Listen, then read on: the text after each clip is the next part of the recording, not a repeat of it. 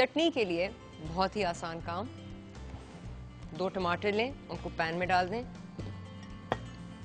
और पैन को तेज आंच पे रखें। फिर एक हरी मिर्ची लें, उसको जल्दी से स्लाइस अप कर लें, उसको पैन में शामिल कर दें। आधे नींबू का जूस पैन में निचोड़ दें।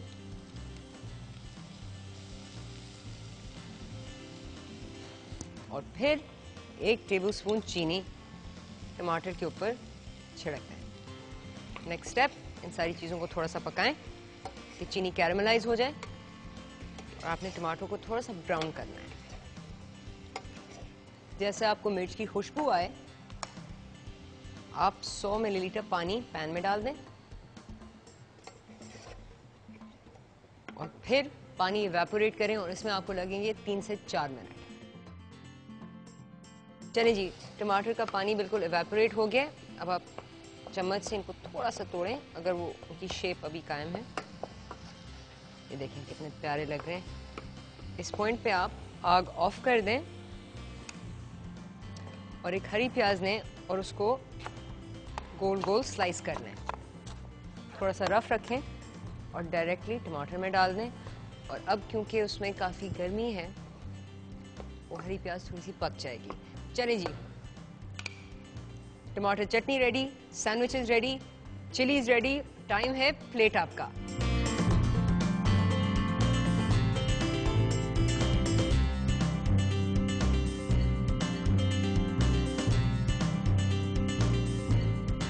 चलिए जी, टाइम आया है टेस्टिंग का। अच्छा, अब सैंडविच खाने का कोई नाजुक तरीका है ही नहीं, तो एक बहुत ही बड़ा बाइट लेना होगा।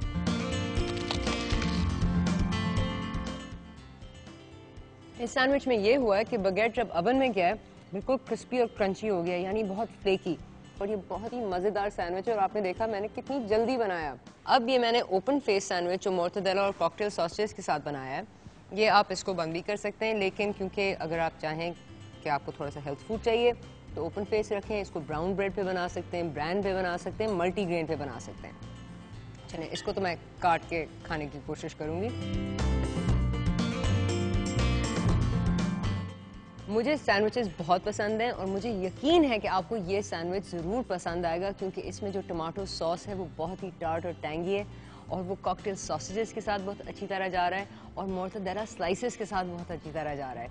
ये सब चीज़ें कॉम्प्लीमेंट्री हैं और देखें कितना ईजी सैंडविच बना। लेकिन मिर्चों को ना भूलें, इनको भी ट्राई करना चाहिए। एक बड़ा बाइट।